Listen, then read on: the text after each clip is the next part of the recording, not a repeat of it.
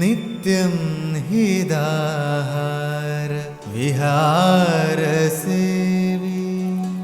समीक्षकारी विषयेष्वसक्त दाता सम सत्यपर क्षमावानाप्तो बसेवी च भवत्यरोग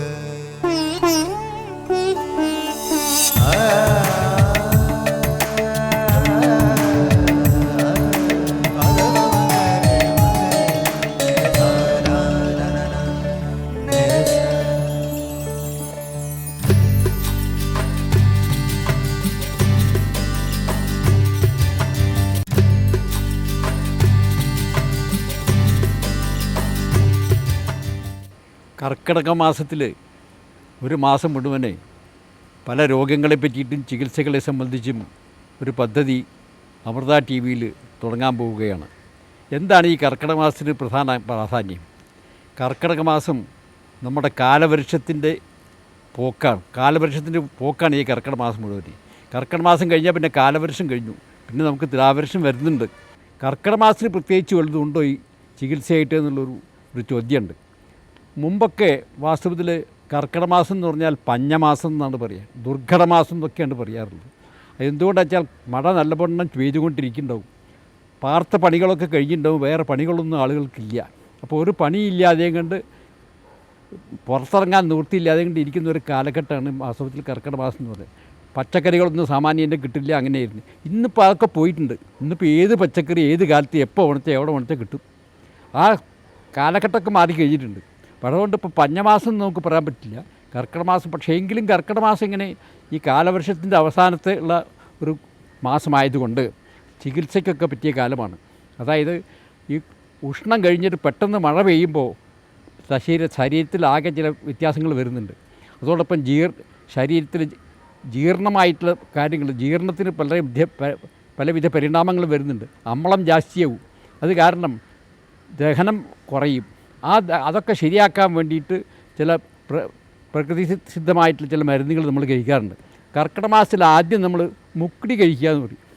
ഈ മുക്കടി കഴിക്കുമ്പോൾ അതിൽ ജീരകം, അയമോദകം, കുരുമുളക്, പുളിയാറൽ, ഇതൊക്കെ കുടകപ്പാൽ തൊലി, ഇതൊക്കെ കൂടിയിട്ടുള്ള ഒരു മോരിൽ അരച്ച് കലക്കിയിട്ട് കുറച്ച് ഉപ്പൊക്കെ ഇട്ടിട്ട് അതൊന്ന് കുറുക്കി മുക്കടിയാക്കിയിട്ട് കഴിക്കുകയാണ്. ഈ മുക്കടി എന്ന് പറയുമ്പോൾ ആദ്യം കഴിക്കുന്നത് മുൻകുടി, അത് ലോപിച്ചിട്ട് മുക്കടിയായി ഇതാവാം ചിലപ്പോൾ. അപ്പോൾ അത് കുടിക്കണം എന്നാണ് പറയുന്നത്. അത് 1-ാം തീയതി മാത്രമേ കഴിക്കാറുള്ളൂ സാധാരണ ഇപ്പൊക്കെ. പക്ഷേ സാമാന്യേന കർക്കിടക മാസം മുഴുവൻ ആദ്യം ഈ മുക്കടി കുടിക്കുകയാണെങ്കിൽ വയറ്റിനുള്ള ഉപദ്രവങ്ങളൊന്നും ഇല്ലാതെ കൊണ്ട് എല്ലാ കഴിച്ചതൊക്കെ ദഹിച്ചുകൊണ്ടൊരു ദഹനമൊക്കെ ധാരാളം കിട്ടിക്കൊണ്ടിരിക്കും. അങ്ങനെ ഒരു ജീവിത രീതി വേണം എന്നുദ്ദേശിച്ചിട്ടാണ് മുമ്പുള്ളവർ ഈ മുക്കടി കുടിക്കാൻ ഏർപ്പാട് ചെയ്തിട്ടുള്ളത്. പക്ഷേ അത് ലോപിച്ചിട്ടൊന്ന് കർക്കിടക മാസം 1-ാം തീയതി ഒരു ദിവസം മാത്രമേ മുക്കടി കുടിക്കുന്നുള്ളൂ. ഇന്നിപ്പോൾ ജീവിത രീതി വളരെ വിധത്തിലാണ്, ഒന്നിനും സമയമില്ലാത്ത രീതിയിലാണ്. അന്നൊക്കെ അതല്ല, അന്നൊക്കെ കൃഷിപ്പണി കഴിഞ്ഞാൽ പിന്നെ വേറെ പണിയൊന്നുമില്ല. ഇന്നിപ്പോൾ അതല്ല, ഇന്നിപ്പോൾ പലവിധ ജീവിത രീതികളൊക്കെ മാറിയിട്ടുണ്ട്. കൂട്ടായിട്ടുള്ള താമസങ്ങളില്ല, ഒക്കെ മിനി കുടുംബങ്ങളായിട്ട് ഒറ്റയ്ക്കായിട്ടുള്ള താമസങ്ങളാണ്. ഫ്ലാറ്റിലാണ് താമസം. കൃഷി ചെയ്യാനുള്ള ഭൂമികൾ തന്നെ ഇല്ലാണ്ടായി തീർന്നിട്ടുണ്ട്. അപ്പോൾ ഈ ജീവിത രീതിയൊക്കെ മാറിയിട്ട് സ്ഥിതിക്ക് ഇന്നും രോഗങ്ങൾ പക്ഷേ മാറിയിട്ടില്ല, രോഗങ്ങൾ കൂടുതലാവുകയാണ് ചെയ്തിട്ടുള്ളത്. മറ്റ് പല കാരണങ്ങളും കൊണ്ട് രോഗങ്ങൾ കൂടുതലാവുകയാണ് ചെയ്തിട്ടുള്ളത്. മറ്റേ കാലത്തിൻ്റെ മാത്രമല്ല, ജീവിത രീതിയുടെ ഭാഗം കൊണ്ടും, അതായത് ഭക്ഷണം ശരിക്കും കഴിക്കുക മുതലായിട്ടുള്ള പല കാരണങ്ങളെ കൊണ്ടും മറ്റേ പലവിധ രോഗങ്ങൾ പുതുതായിട്ടുണ്ടായിട്ടുമുണ്ട്. അപ്പോൾ ഇതിനൊക്കെ പാടെ കൂടിയിട്ട് ചികിത്സിക്കാൻ സാമാന്യേന നമുക്ക് സമയം കണ്ടെത്താനില്ല. നിയമമൊക്കെ ഉണ്ട്, ആഴ്ചയിൽ ഒരു ദിവസം ലീവ് വേണമെന്നുണ്ട്. അതുമാതിരി 12 മാസം അല്ലെങ്കിൽ 11 മാസം പണിയെടുത്താൽ 1 മാസം ലീവ് എടുത്തിട്ട് വിശ്രമിക്കണം എന്നാണ് പറയുക. എന്നാലേ വാസ്തുവിൽ മറ്റുള്ള 11 മാസങ്ങൾ പണിയെടുക്കാനുള്ള ശേഷി കിട്ടുള്ളൂ എന്നാണ് പറയുക. മറ്റേ കാളിദാസൻ പറഞ്ഞിട്ടുണ്ട്, ശരീരം ആദ്യം ഖലു ധർമ്മസാധനം എന്നാണ്. ധർമ്മം ചെയ്യണമെന്ന് വെച്ചാൽ ശരീരം വേണം, അത് ആദ്യം സൂക്ഷിക്കണം എന്നാണ്. അത് സൂക്ഷിക്കണം വെച്ചാൽ അതിൻ്റെ ആരോഗ്യം ഉണ്ടാക്കണം. അതിന് വേണ്ടിയിട്ട് കൊല്ലത്തിൽ 1 മാസമെങ്കിലും നല്ല ഒരു ശുശ്രൂഷ ചെയ്തുകൊണ്ട് നന്നായിരിക്കണം. അതാണ് ഈ നമ്മുടെ ആയുർവേദം പറയുന്നതും. അത് വാസ്തവത്തിൽ ആദ്യം തന്നെ സ്നേഹപാനം മുതലായിട്ടുള്ളതൊക്കെ ചെയ്ത് ശുദ്ധികർമ്മങ്ങളൊക്കെ ചെയ്ത് ദേഹം ശുദ്ധിയായതിന് ശേഷം നല്ലപോലെ മെഴുക്കൊക്കെ ഇട്ട് ഒഴിഞ്ഞ് ഒരു മാസം വളരെ നല്ല ഭക്ഷണമൊക്കെ കഴിച്ചിട്ട് മുകളും പുളിയൊന്നും ഇല്ലാതെ ഇങ്ങനെയുള്ള ഭക്ഷണമൊക്കെ കഴിച്ച് ജീവിതചര്യ ശരിയാക്കുകയാണെങ്കിൽ നല്ല തരത്തിലുള്ള ആരോഗ്യത്തോട് കൂടിയിട്ട് ബാക്കിയുള്ള മാസങ്ങളിൽ കഴിച്ചു കൂട്ടാൻ സാധിക്കും. മറ്റുള്ള മാസങ്ങളിലും ആഹാരം അനുസരിക്കണം. ആഹാരം അനുസരിച്ച് എപ്പോഴും തകരാറാവും. ആഹാരവിഹാരങ്ങളിൽ നിന്നാണ് വാസ്തുവിൽ രോഗം ഉണ്ടാവുന്നത്. അത് കൂടാതെ കണ്ട് കഴിക്കാൻ സാധിക്കും. മാത്രമല്ല നേരത്തെ എണീക്കുക, നേരത്തെ ഉറങ്ങുക, ഇത് രണ്ടും ശീലിക്കേണ്ടതാണ്. ഇന്നിപ്പോൾ വാസ്തുവിൽ ആരോഗ്യം നിലനിർത്താൻ വളരെ ബുദ്ധിമുട്ടുണ്ട്. അത് മാറ്റിയിട്ട് നമ്മൾ പഴയ രീതിയിലേക്ക് തന്നെ പോകണം. കാരണം അതല്ലെങ്കിൽ നമുക്ക് പണിയെടുക്കാൻ സാധിക്കാത്തൊരു രീതിയിലേക്കാണ് നമ്മുടെ സമൂഹം നീങ്ങിക്കൊണ്ടിരിക്കുന്നത്. അത് മാറ്റിയിട്ട് ഈ മുമ്പത്തെ രീതിയിലുള്ളത് ആരോഗ്യം നിലനിർത്തിക്കൊണ്ടുള്ള സമൂഹത്തിനെ വളർത്തിക്കൊണ്ടുവരുവാനായിട്ട് നാം ശ്രദ്ധിക്കേണ്ടതുണ്ട്. ഇവിടുന്ന് അങ്ങോട്ടുള്ള ദിവസങ്ങളിൽ വിവിധങ്ങളായിട്ടുള്ള പല രോഗങ്ങളെ സംബന്ധിച്ചും ഓരോരുത്തർ സംസാരിക്കും. ആ രോഗത്തിൽ എന്തെല്ലാം പ്രതിവിധികൾ ചെയ്യാണ്ട്, എങ്ങനെയൊക്കെയാണ് ജീവിതചര്യ വേണ്ടത്, ആ വക കാര്യങ്ങളൊക്കെ അവർ വിസ്തരിച്ച് സംസാരിക്കുന്നതാണ്.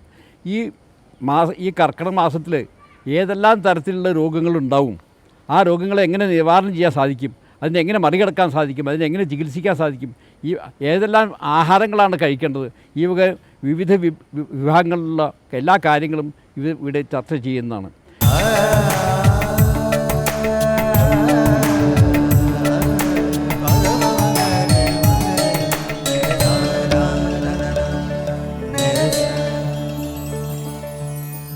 കർക്കിടക മാസത്തിൽ കൈകളിൽ മൈലാഞ്ചി അണിയുന്നത് കേരളത്തിലെ ഹിന്ദു സ്ത്രീകളുടെ ഇടയിൽ വളരെ പണ്ട് മുതൽ തന്നെ നിലനിന്ന് വരുന്ന ഒരു സമ്പ്രദായമാണ്. ഇന്ത്യയിലെ വിവിധ സമൂഹങ്ങൾക്കിടയിൽ ഉള്ള ഒരു ആചാരമാണ് വിവാഹ തലേന്ന് ഒരുക്കുന്ന മൈലാഞ്ചി രാത്രി.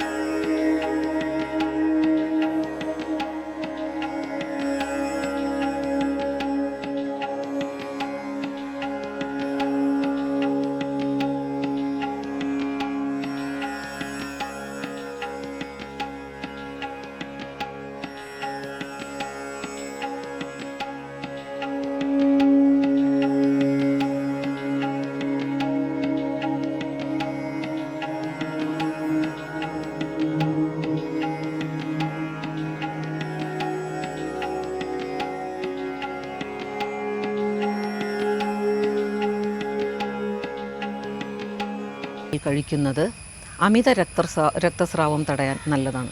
സൗരഭ്യമുള്ള മൈലാഞ്ചി പൂക്കൾ സുഗന്ധ വസ്തുക്കൾ ഉണ്ടാക്കാൻ ഉപയോഗിച്ചു വരുന്നു. കേരളത്തിലുടനീളം വേലിക്ക് പകരം നട്ടുവളർത്തപ്പെടുന്ന മൈലാഞ്ചിയുടെ ശാസ്ത്രനാമം ലോസോണിയ ഇനർമിസ് എന്നാണ്. ഏതാണ്ട് 2 മീറ്റർ വരെ ഉയരത്തിൽ വളരുന്ന ശാഖകളുള്ള ഒരു കുറ്റിച്ചെടിയാണിത്. കമ്പ് മുറിച്ച് നട്ട് എളുപ്പത്തിൽ നട്ടുവളർത്താവുന്നതാണ് മൈലാഞ്ചി.